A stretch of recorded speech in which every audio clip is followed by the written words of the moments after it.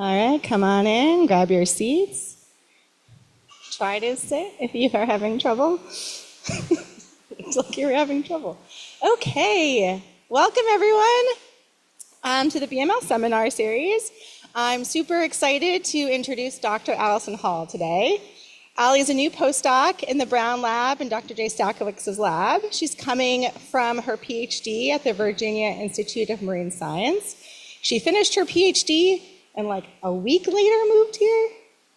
Yeah, so that was quick. And she's really hit the ground running.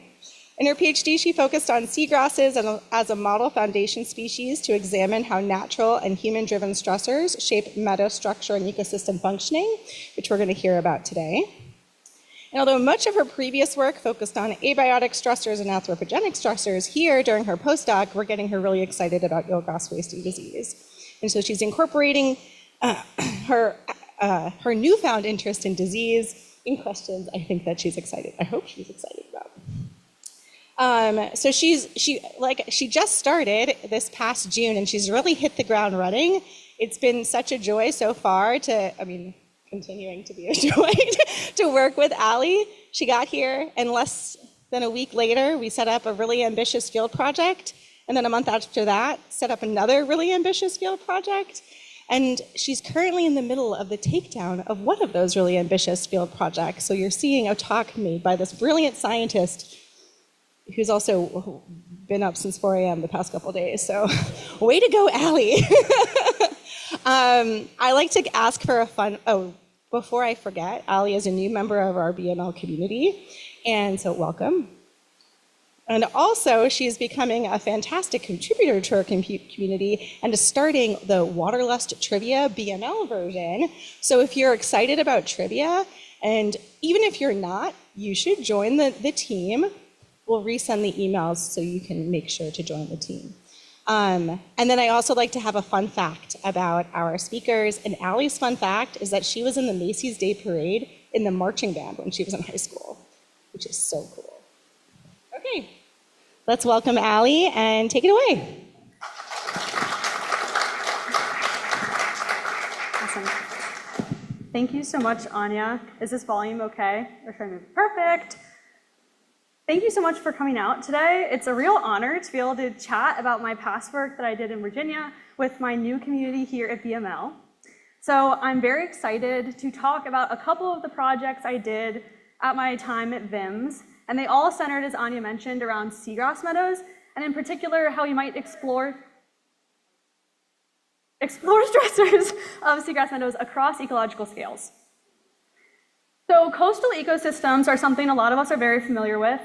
Habitats like salt marshes, coral reefs, seagrass meadows, and mangroves provide really important ecosystem services, or those processes that we as humans really value. But because they are placed along the coast, they are faced with, and increasingly faced with, environmental change, especially that of anthropogenic or human-caused change.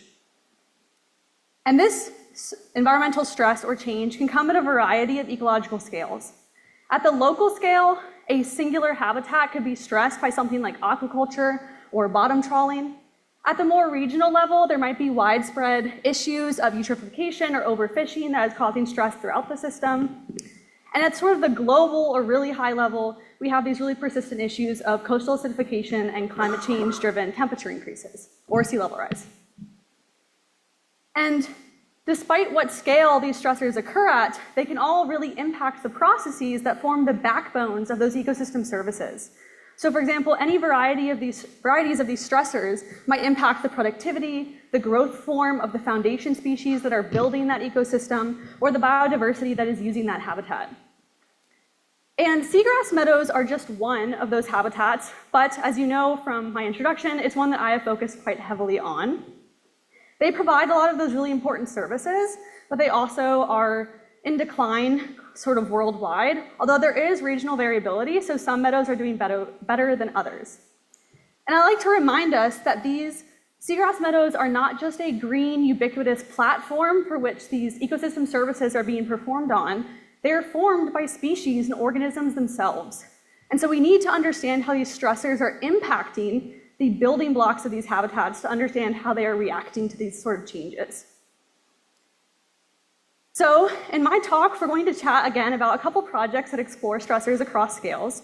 We'll first examine at the local scale an interaction between a couple seagrass meadows and a stressor important to Virginia, which is hard clam aquaculture. We'll zoom out at the estuary scale to explore how things like temperature are changing the productivity and species dominance within my home estuary of the Chesapeake Bay. And then finally, we're going to zoom all the way out to the continental scale. We will explore how a single species' traits are shaped by the gradients of environments it experiences throughout its range.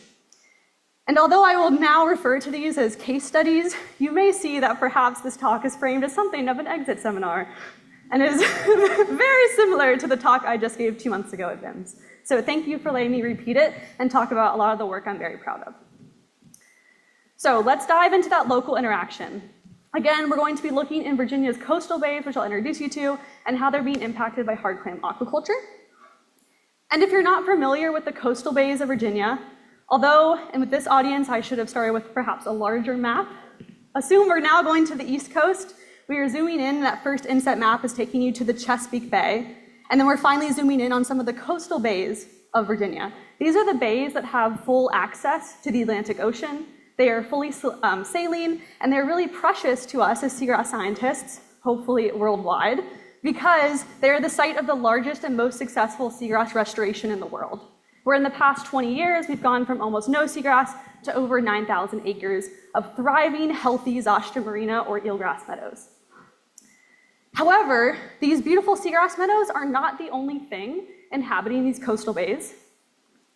In Virginia, there is also a really important industry of hard clam aquaculture.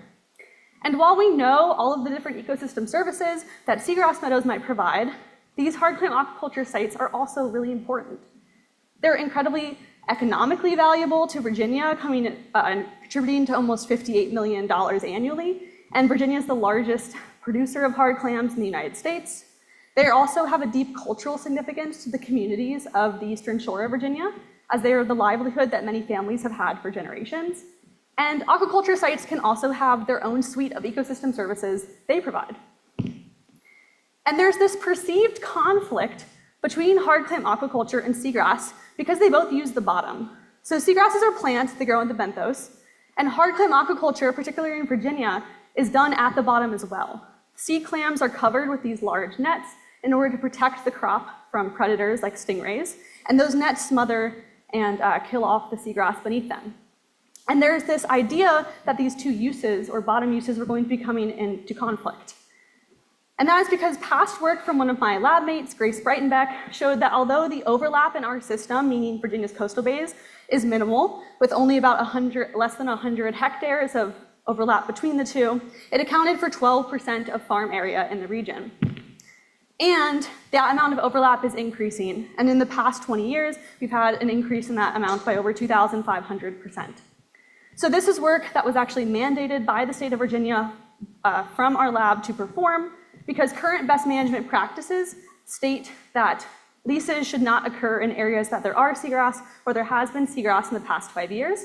But given this seagrass meadow only in the coastal bays is doing so well and is expanding, we needed to reevaluate perhaps how they are interacting in the areas where this overlap is occurring. To do that, I explored two specific functions of a seagrass meadow, that being the metabolism of the seagrass, or how those seagrasses are breathing, the primary production and respiration, and sediment carbon stock. And this was particularly relevant to the region because Virginia is right now one of the only sites in the world that offers seagrass carbon crediting. And it's in these meadows here in the coastal bays. Perfect. To orient you to what some of this overlap looks like, we're zooming in here onto the two bays I specifically studied. In green, you'll see the seagrass extent in 2023.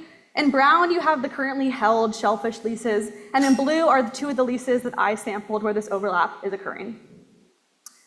And if you've never stepped onto a hard clam aquaculture lease before, I want to introduce you to some of the treatments we're targeting.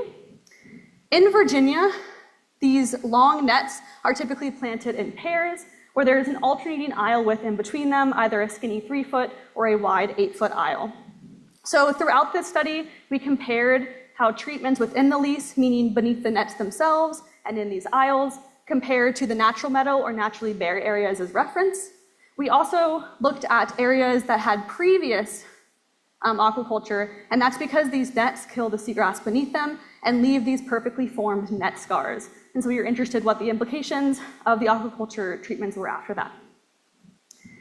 We started measuring metabolism using these things called benthic incubation chambers. And if you're not familiar, I'm not going to dive really deep into the methods during this talk. Basically, you create a sealed chamber of gas so we can measure the dissolved oxygen over time and therefore estimate things like net production and respiration. For the sake of time today, I'm only going to be chatting about the net production data, but I'm happy to chat about the respiration later. We had a hypothesis for this study that because aquaculture was perceived as a stressful effect for these seagrasses, that production was going to decrease with proximity to the aquaculture lease and activity. And again, because the goal of this study was to assess how aquaculture is impacting seagrasses relative to an undisturbed meadow, we're going to be looking at the data in sort of that way.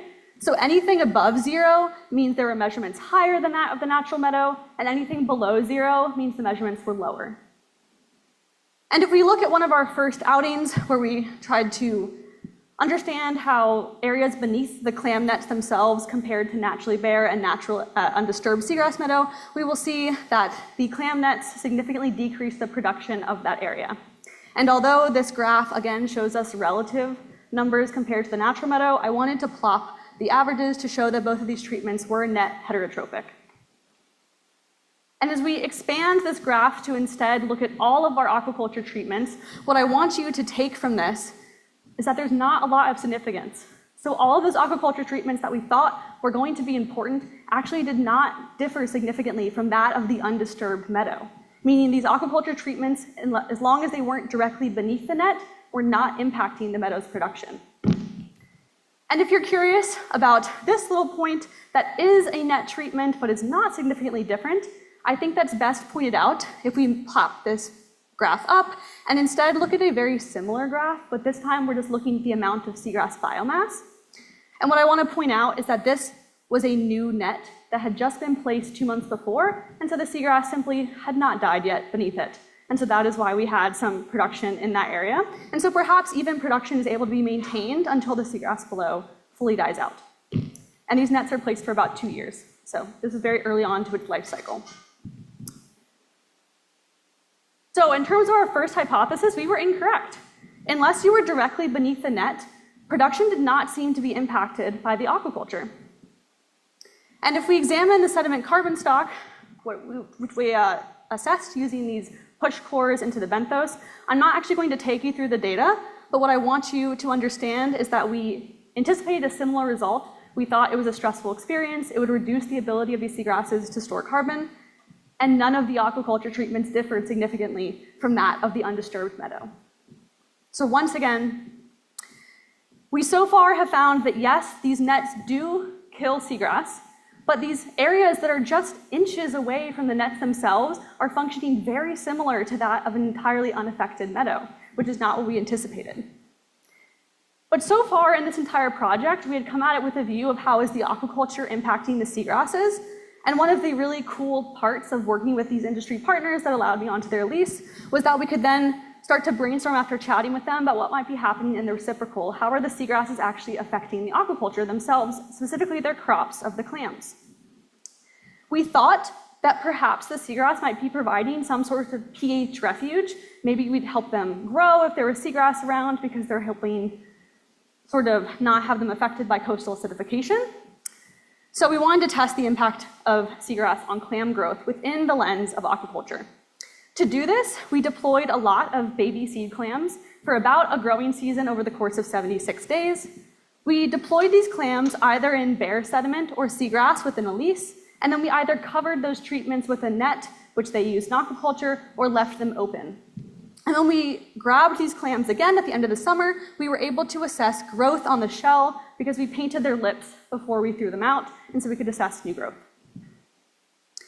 And so we're going to view this data by growth, fractioned by sample size, year type, and habitat. And what you see is sort of this beautiful mirror image that shows us that the impact of habitat is really modified by the gear type you're using. So let's zoom in on a couple key pieces. First, if we are just in bare sediment, as most of these leases are, if you're under a net, you tend to grow more. And this was entirely expected. This is why these farmers use these nets in the first place. We want to protect these clams from predation, again, from things like stingrays. However, once seagrass comes into the picture, the presence of a net significantly reduces the growth of those clams during this time period. And we think this is probably because of the fact that it is smothering and killing off the seagrass, potentially creating an anaerobic environment, and that will hinder the growth of these clams. So although we are finding that the effects of aquaculture are actually much more limited under the nets than we expected, perhaps these farmers do not even want to plant in seagrass because it could potentially harm their end result and result in slower growth for their clams. All right, that was a very, very small scale in the sense that we zoomed in on a couple meadows on the Virginia's eastern shore. We're now going to zoom out and go inside the Chesapeake Bay estuary, so we're working with brackish water, to think about how climate-driven shifts in species dominance might be impacting one of those metrics we already talked about, which is metabolism, for the whole Chesapeake Bay. And this is important because in our previous case study, we focused on Zostera marina, or eelgrass, because those meadows were a monoculture. But seagrass meadows can be formed by a variety of different species that all have their own traits, production rates, and growth forms. And we are very familiar with what happens when an ecosystem dies out. For example, you put a net over seagrass and it becomes bare sediment. We are also slightly more familiar with what happens when an ecosystem switches type. Think of salt marshes takeover by mangroves as they're marching north due to climate change. But there can be more covert operations at play when an ecosystem still persists but changes the building block in that which builds it. So for example, these two kelp species that look very similar but host very different epifauna communities over in the UK. And if you're interested in sort of that idea of what species identity means for an ecosystem, the Chesapeake Bay is fortunately or unfortunately a great place to study that. And that is because we have had our own shift in species dominance in the past 20 years. While we used to be dominated by our now familiar friend, Zostera marina or eelgrass, we've had a shift in dominance to Ruppia maritima or widgeon grass. And this shift is primarily due to increasing summer temperatures from climate change, but especially when compiled with poor water clarity, which we sometimes struggle with in the estuary. And so I spent a lot of time at VIMS thinking about what this change might mean for the ecosystem, but we're only going to explore one of those projects today, which is how that shift might impact the metabolic processes, or how these seagrass meadows are actually breathing.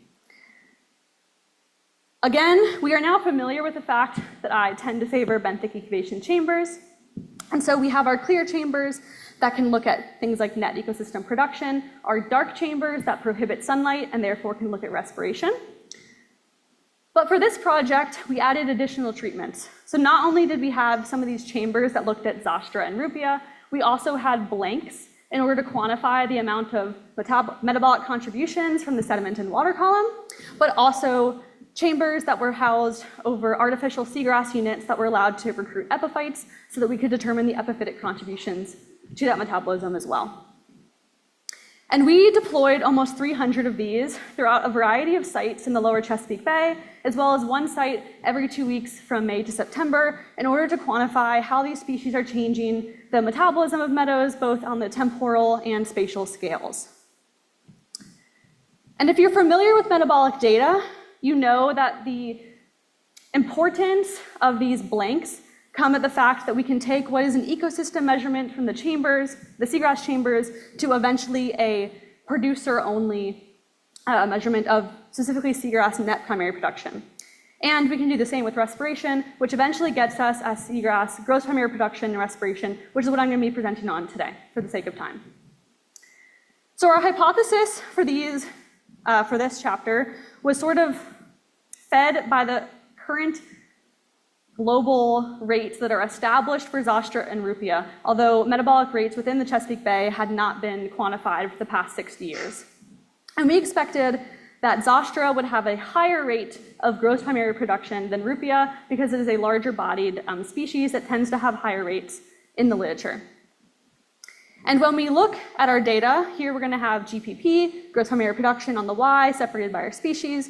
We can see that is exactly what we saw, where Zostera has a significantly higher rate of production than Rupia. And if we look at respiration, we see the exact same thing, where Zostera had a significantly larger and more negative rate of respiration.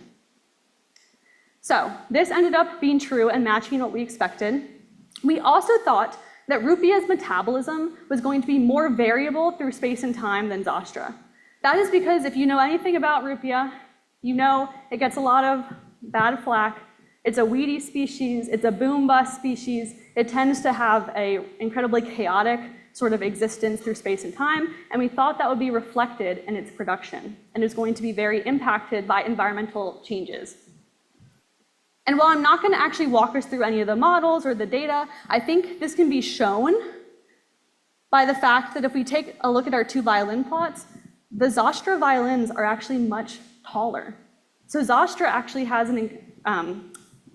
much more variance in its production and respiration rates than Rupia.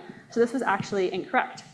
And because while we took these incubations, we measured a variety of environmental variables through things like generalized additive fixed models, we were able to quantitatively assess that less environmental variables impacted Rupia than Zostera. More things mattered for Zostera's metabolism than for Rupia. And we are taking this as to mean that Rupia's metabolism is more stable through space and time than Zostera's. Zostera's is much more reactive to what is happening out there in the water. So at sort of this level, we know that this impact really is, or the switch in dominance really is going to impact our seagrass meadows. A change from Zostera and Rupia will change the amount of production we get. But what does it really mean for something like the whole estuary of the Chesapeake Bay? Well, we can estimate that using my measurements paired with some predictions that were published for what the seagrass communities might look like in the Chesapeake Bay now and into the future. So if we take the average June rate to estimate a normal peak growing season summer days production, in 2022, there was about 18,000 hectares of the species. We have our new dominant of Rupia in blue, but there was still a lot of Zostera happening. And using my rates, we can see that there's about 15,000 moles of carbon per hectare per day produced by these meadows. But despite Rupia being the majority player in terms of amount of seagrass out there, all of that production was much more due to Zostera than Rupia. And if you look into future predictions, that becomes even more important. So in 2060, we predict that there actually won't be that much of a change in seagrass biomass within the Chesapeake Bay, but the production is going to decrease by a third, and that is because of the loss of this really heavy hitter of Zostera. So Zostera is going to disproportionately impact not only today's metabolism, but especially the future's metabolism of the Chesapeake Bay, because these species differ so much, despite the fact that they eventually will provide similar amounts of seagrass area. And this is important because right now in the Chesapeake Bay, we only have those two species. Rupia is our only option. And so for this next case study, we're going to think about some of these environmental variables, namely temperature, and how changing temperatures might one day introduce, perhaps, a new species into the Chesapeake Bay. Again, these seagrass meadows are formed by many different species, and so we would love a diversity if we could have it, especially if Zostera continues to die off. And when we think about seagrass communities at the global scale, sometimes we bin them into these three areas of polar, temperate, and tropical. So if we look at this graph of seagrass distribution, you can see that there are species that inhabit all three of sort of these temperature bins. And we typically, if you're in the temperate region, think about how these really important stressors like climate change are going to drive out these temperate species because of increasing summer temperatures. So their range is being impacted by these summer temperatures. And this, our example in the Chesapeake Bay is a perfect example of this. But if you are thinking about tropical species, their constraints in their range is actually due to winter temperatures. They tend to be really good at handling high temperature for the most part. And so one of the other aspects of climate change is that our winters are going to become warmer. And so perhaps that will leave room for tropical species to march into higher latitudes. And while we only have our two species again in the Chesapeake Bay, right below where I was in Virginia, North Carolina, there is a more tropical or subtropical species of Haliduli rhydii, or shoalgrass. And right now it has not made it into Virginia, but we think colonized North Carolina a little over 150 years ago from its more tropical known ranges.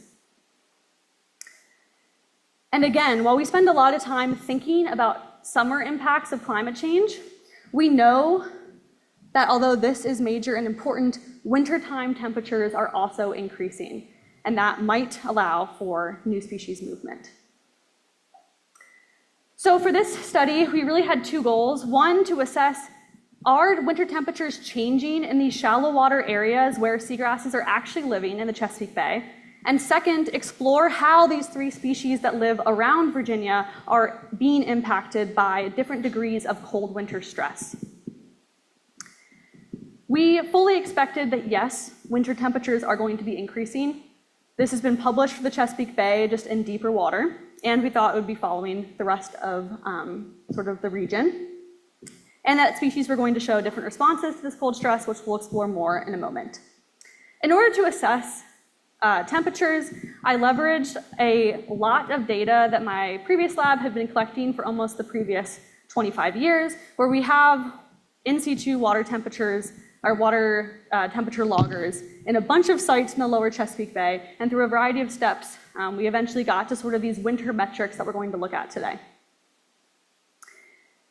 And if we explore things like the mean winter temperature and the minimum winter temperature, we will see that over time, both of these are significantly increasing. And in fact, they are increasing at a rate that is more than double of the previously published rate for the Chesapeake Bay in particular. And we think that is because these, again, are in shallow water habitats, less than 3 meters, where previous work focused on the main stem channel within the Chesapeake Bay. However, it is important to point out that all of these sites are not warming in the same way. So here we're looking at the sites I studied, and we basically just took the coefficient of the linear regression for each site. And I just want to show that some sites are warming slower and others are warming much faster. So this is not a uniform trend, and instead highlights the power of having long-term data from a variety of sites.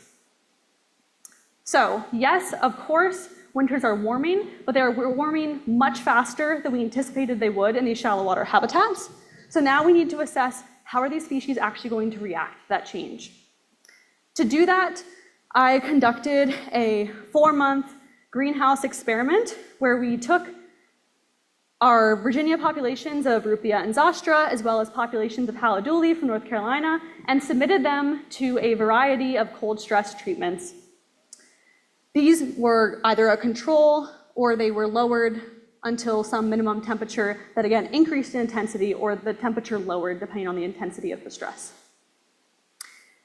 Weekly, we measured the photosynthetic response of these plants. This is really a great proxy for plant stress. So how are these plants reacting to this temperature stressor, as well as recording shoot counts. So are these plants actually dying out, and how many are surviving? If you are not familiar with photosynthetic methods through a diving PAM, I just really quickly want to say that we basically measure how much light the plant is being absorbed by the plant. So we first shade the leaf to flush out extra light. You shoot light into the leaf using an instrument like a diving PAM, and it measures how much is fluoresced back. From that difference, we know how much the plant is absorbing, which again is a great proxy for stress. And just like in that first case study, we're going to be viewing our data relative to some other treatment, in our case the control, using Cohen's d effect size. So if it's above 0, those treatments had a higher response, say either more shoots or a higher photosynthetic efficiency than the control, and if it was below 0, they were less. So if we first remind ourselves of our temperature treatments, colored in deepness of blue by how cold it got in those tanks, we can look at both photosynthetic response as well as shoots. And we will walk through this species by species. So you might immediately notice that yes, These species, which are our faceted bars, respond very differently to cold stress. And in particular, we thought that Haliduli, being our more tropical species, was going to respond the most drastically to cold stress, and we were correct. However, the really interesting thing is that we thought Haliduli would fully die at the coldest of our treatments, which represent the historic Virginia temperatures before climate change was occurring. And what we found is, while of course the plants at the two colder treatments did not like it and showed signs of stress, we still, even at that coldest treatment, had some survivors. It was only 10%, so most died, but there were a couple plants that were able to hang on. Rupia, being our generalist species, it's found from the tropics to the poles. We thought it wasn't going to be too affected by winter stress, and we were right. It showed some signs of stress, but recovered well. And then Zostera, being our subpolar cold water happy plant, we knew it was not going to be too impacted by this cold water stress. So in our region, what we found here at this estuary level is that we are warming in our winters, and it is much faster than we anticipated in these shallow water habitats, and that Haliduli is capable of potentially surviving, but most likely persisting through periods of intermediate cold stress that represent current winters we are having in Virginia. But I think it's important that we actually compare the temperatures we have in Virginia with the temperatures where Haliduli is right now in North Carolina. And to do that, we're going to plot, say, our mean winter temperatures of our sites once again, and we're going to show the range that is in some North Carolina National Estuarine Research Reserve shallow water sites to see if we have overlap in the temperature regimes that are experienced between the two states. And if we look at mean winter temperature, they're still very different. North Carolina is definitely hotter and is experiencing warmer winters than Virginia. But if we look at the minimum winter temperature that is experienced, we see significant overlap. And minimum winter temperature are typically the things that's actually stopping range expansions or contractions. It's the extremes that organisms might experience. And we are seeing significant overlap, not only in the last decade of North Carolina, that red area, but also especially in the historic. So 2000 to 2010, what North Carolina looked like perhaps before the most intensive climate change that we've seen so far.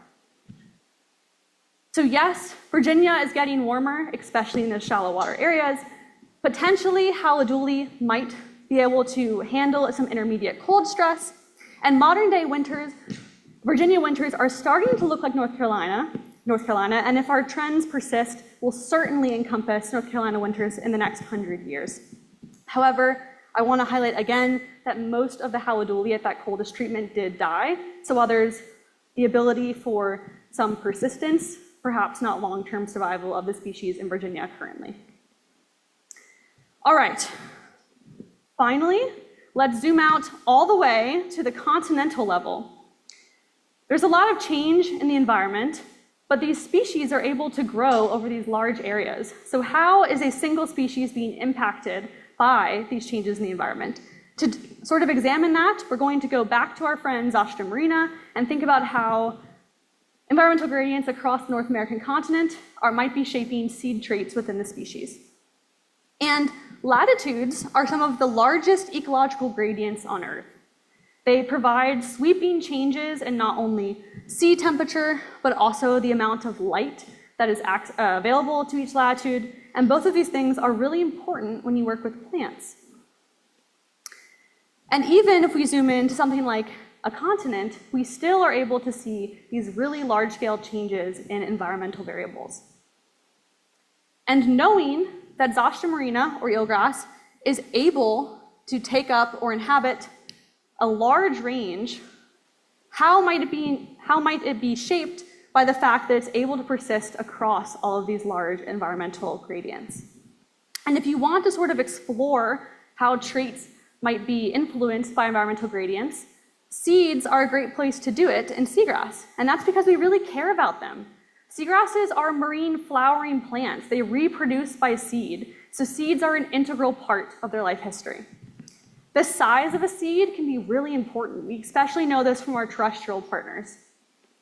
The size of a seed can control dispersal, so how far that baby is able to get away from its parent, and the amount of carbon, especially in that seed, is really important for providing food for the newly germinated seedling. And if you're interested in restoration, like my previous institution really was, seed size or the seed life stage is used worldwide for restoration efforts, especially in Zostera marina. So there was a heightened interest in understanding how Zostera seeds change across its range. So in order to compare seeds, you have to get those seeds. And so through the help of many, many partners, I was able to collect 33 cohorts of seeds from 2 years that span a great portion of the East Coast, a good portion of the West Coast. And we were able to collect these seeds, which is great. Thank you so much to everyone in my lovingly referred to seed library. Once we had these seeds in hand, we wanted to evaluate a variety of both physical and chemical characteristics. So we looked at things like seed volume, which is essentially a proxy for seed size. We looked at seed weight, as well as the fall velocity. So again, we're living in the water, so how quickly that seed moves through the water is really important for these plants. We also looked at a variety of chemical characteristics, mainly the amount of non-structural carbohydrates, specifically starch and sugar, as well as the nitrogen and carbon contributions within the seed. For the sake of time, I'm only going to chat about seed size and then some of the chemical characteristics, but please ask me about the rest if you'd like. Love talking about seeds. Okay. I did not include any of the backstory between where these hypotheses came from, but basically they are all fed by previous investigations that either were done on seed work in the terrestrial sense or other, specifically seagrass seed studies. Our first hypothesis was that seed size was going to increase linearly with latitude. We thought this because we know that on the East Coast, North Carolina seeds are smaller than seeds in Massachusetts, and we expected that trend to increase. And we thought linear because there have been many really significant meta-analyses from the terrestrial world that show that seed size changes linearly with latitude, and we thought that would be conserved into the marine realm. We also thought that chemical composition would scale with size, so a larger seed should have more food for the eventual seedling, and that coasts would show similar scaling of this composition.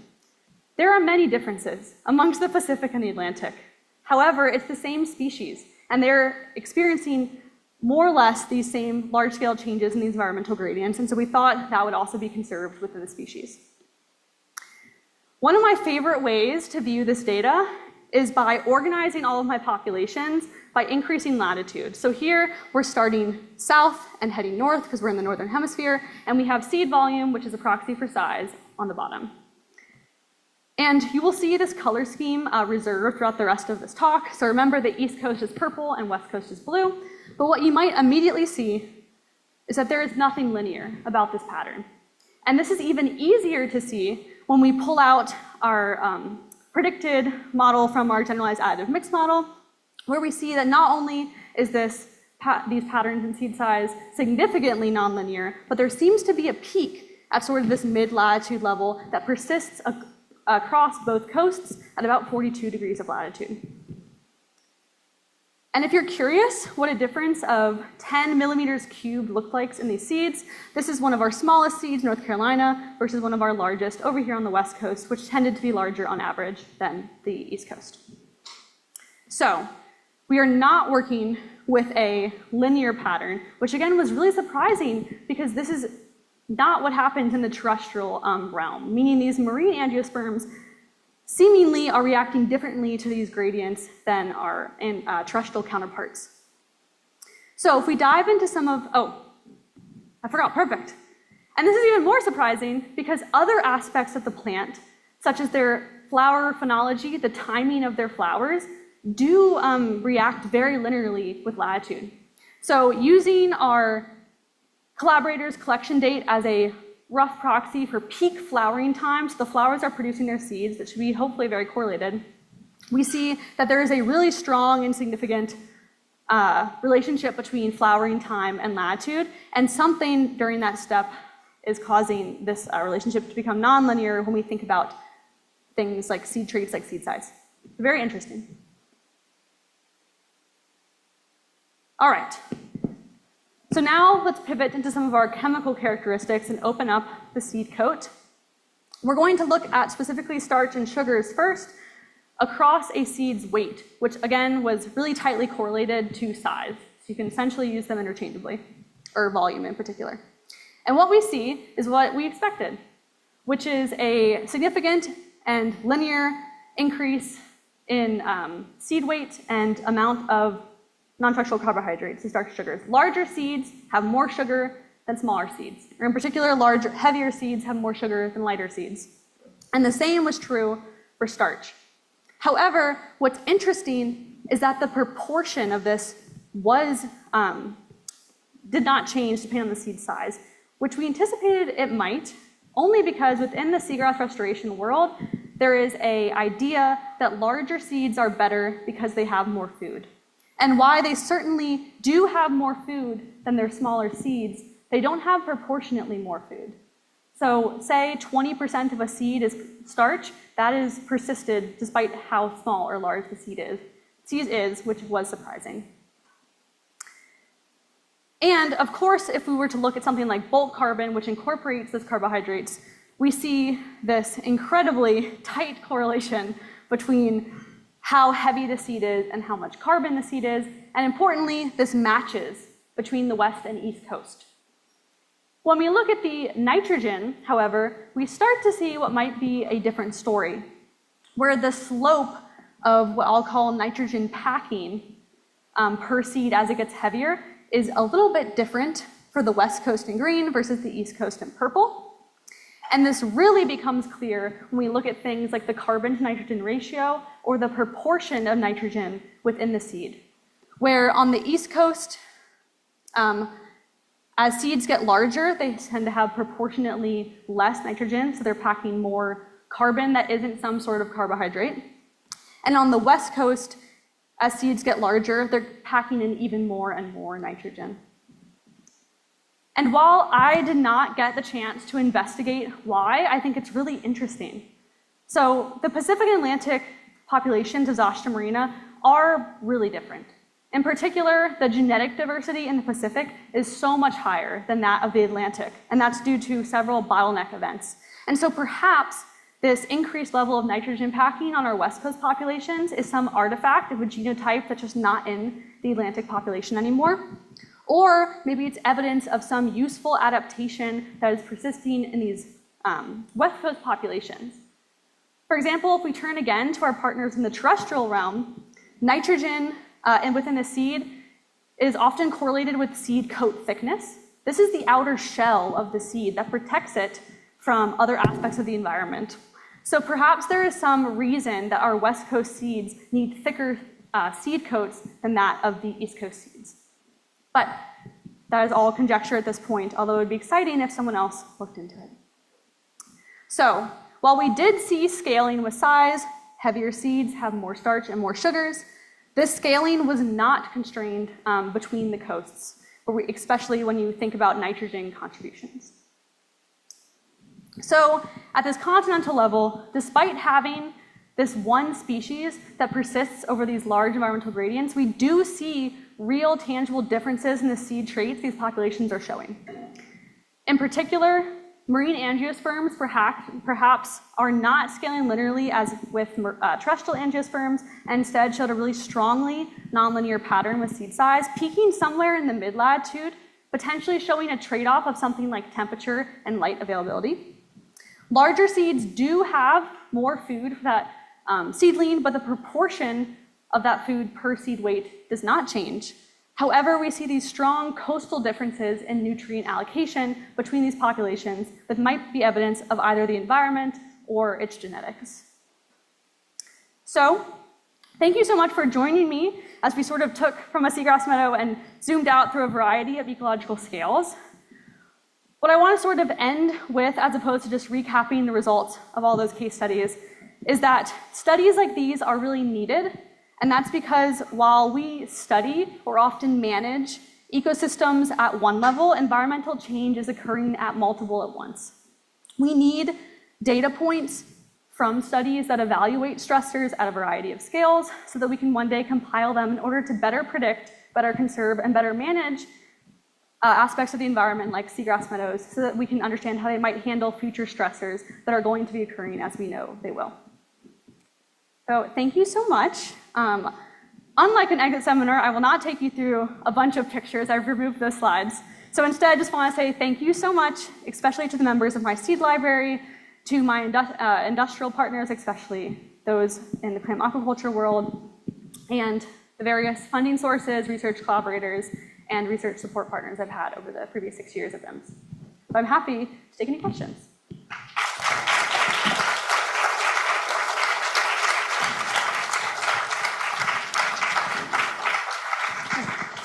I must have talked really fast. Thanks, Allie. That was awesome. Okay, time for questions. If there's an E111 or ESP111 or a student, I'd rather have them go first. Or, hi, Claire. Nice to meet you. I had a question relating to the kind of estuary scale. You said that Zostra was kind of responsible for more of that production, and maybe that having multiple species supported more biodiversity. Are there any studies looking at Haloduli and whether it is also responsible for more production? Like if it moved into Virginia, would it maybe fill some of that gap and prevent some of that loss in the future? Yes, so that's an excellent question.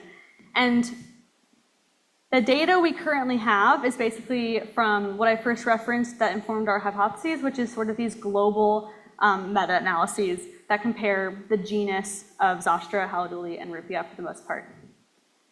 Rupia is kind of a weird one because although in my study we found it was significantly less productive than Zostra, it's so understudied that if you were to look at a meta-analysis, the few other areas in which it is studied, or specifically different species within the Rupia genus are studied, it actually has, on paper, significantly higher rates of production than most other seagrass species. So the data that's contributed from mine is sort of like flying in the face of that and highlights why we need to study Rupia as the genus more. In terms of Haloduli in particular, it's going to, I think, fall somewhere in between the two species. So it still sort of would help some of the heavy lifting, but not short at all, 2007. I would look that up because it's been a while since I took my comprehensive exam where I had to memorize that. Another question? This is kind of connecting two different studies, but we in E111 read your paper on widgeon grass and how it has been resisting climate change in many areas, and notably in the Chesapeake Bay. You also noted in your first study that overlap between clam and eelgrass populations have grown 2,500%, which is crazy. With the introduction of widgeon grass, do you believe that they would act similarly in an ecological sense with clams? And could there be a almost mutualistic relationship between clam farmers and aquaculture with the widgeon grass? Yeah, that's an excellent question. And I want to first point out that Rupia maritima in particular is actually the most widespread seagrass species, and it was never introduced to Virginia. It is a fully native species. It grows in Virginia, it has always grown in Virginia, and even on those eastern shore bays where I studied the clam aquaculture in action, Rupia or widgeon grass is also there. It's just in an area where Zostra is really happy, like the coastal bays, it outcompetes Rupia.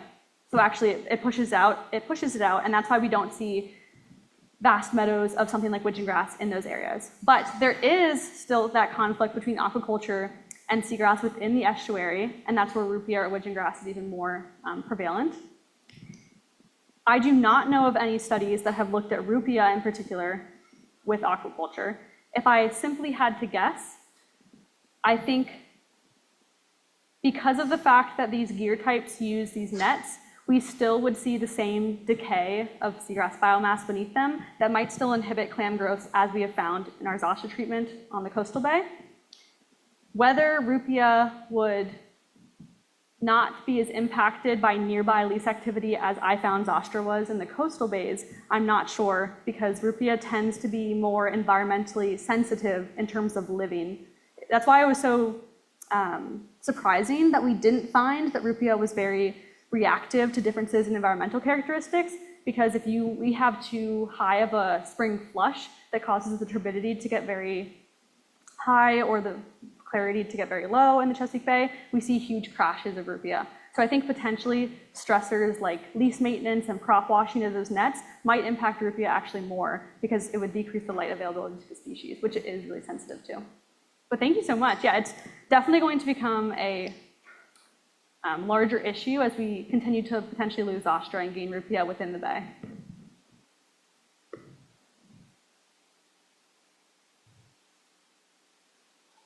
I'll make my way around. Do you want to go or do you want to move?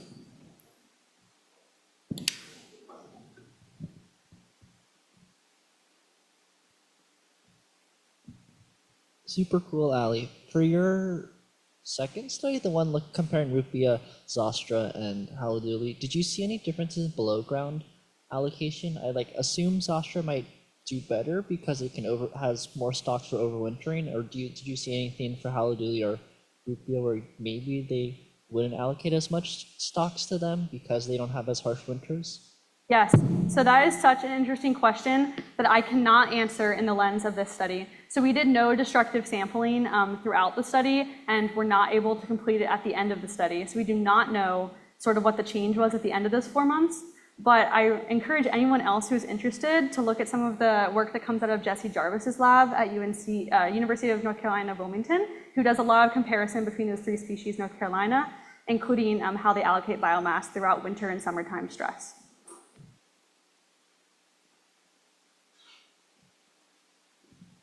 I have a pretty simple question. Do the nets that the clams go in go under the clams or just over the clams? A great question. That varies by region. So in Virginia, the answer is no. It just covers them, and they actually lay on all 4 sides. They roll the net and then in rebar. And that's because the bullfish, or stingrays, as the farmers call them, will use their wings to actually dig under the nets if they're not into the sediment with rebar. They're really eager to get to those clams. If you move further north along the East Coast, they actually use pots and nets underneath the clams, and that, I believe, is because of some sort of predatory worm that attacks the clams from the sediment. But I didn't have to worry about that. I have a follow-up then. Like, it's not about the worm. It's not about the worm. It looked like on the plot that you showed that the clams that were grown in eelgrass without nets performed Yes. equally as well as the plants that were grown with Yes. nets without eelgrass. Is there any sort of management recommendation you might make because of that? Or what are your Yes. thoughts on that, I guess? Definitely. I don't think we know enough from this study in particular. There's been past work from other people at VIMS, as well as from the University of Virginia, that have looked at the impact of seagrass on non-farmed clams. And what they have found is that seagrass either reduces or does not impact the growth of these clams long term. I think really that's what we're seeing in that comparison, where perhaps the seagrass is providing some sort of refuge from predators, and that's why we're seeing equal growth rates. It could be what we predicted, which is pH refuge during these clams' life cycles when they're really small. Maybe it does benefit them, but by the time they get quite large, you don't see a difference between habitat. I'm not quite sure, and I don't know what we could answer it with this study. That's why we targeted the difference in genotypes. Amazing talk. Thank you so much for that. I learned so much. Forgive me, I know nothing about plants, but I was curious. It sounds like you spent a lot of time actually digging apart the seeds. And so I was curious if you were able to quantitatively or qualitatively notice any difference in energy investment in the toughness of the seed casing so that it could wait out hard times. Yeah, so seed coat thickness, perhaps? Right. I did not measure it, and I wish I did once I got back the carbon and nitrogen data, but we did not. So I really think that could be an interesting avenue if someone's able to use something like a scanning electron microscope to measure the thickness of the seed coat. I think that'd be really exciting. In general, in toughness of the seed, they all should be fairly firm. At the very least, you don't want any that are squishy or would consider them deceased. Yeah, I wish I knew.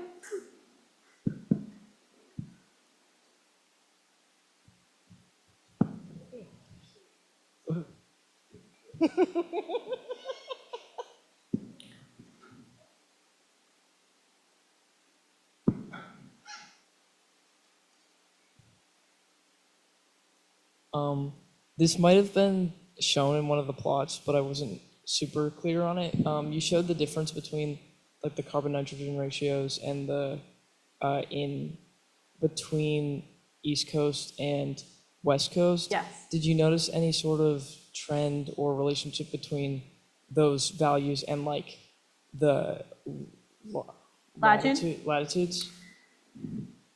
Short answer is no, and that is because I don't think we have the statistical power to test for latitude. Due to essentially like budgeting constraints, we could not run C to N on all of this populations we had, and so we selected subsets from across latitudinal gradients that we did have. And so I don't feel comfortable making claims about latitude.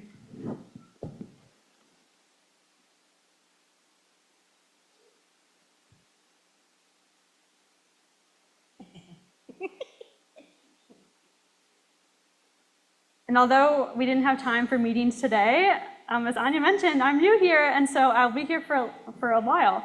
So if anyone ever does want to chit-chat more, please just come find me in my office in the South Wing. Hi, again. This is kind of maybe a tough question, but when you said that Widgeon grass was kind of sensitive to turbidity, Yes. that made me think, would you still think it's a viable replacement for declining eelgrass populations if they're so sensitive to changes in like currents? Yeah, an excellent question that many on the East Coast are grappling with at the moment. Briefly, I guess I will say, while I targeted in this talk metabolism, I have a different project where I looked at carbon storage more deeply, and then former lab mates of mine looked at the animal communities that live between the two species. They really do not perform a lot of the same functions in the same ways. The communities that live in Rupia versus Zostra meadows are different. They store carbon at different rates, and they produce at different rates. On top of that, as you mentioned, the life history for Rupia is much more sporadic. It's a boom-bust weedy species. And so there is a high interest in hoping or perhaps forcing one day a new, what we consider more stable species, such as Haliduli, to move north and replacing those for exactly the reasons you mentioned. We want a seagrass meadow there at all, and we're really grateful we have Rupia. We love it. However, it doesn't perform the same functions, and it doesn't react the same way to changing environments for the most part, and that is something managers are going to have to take into account when they want to use things like seagrasses as some sort of metric for how well an environment is doing. Thank you.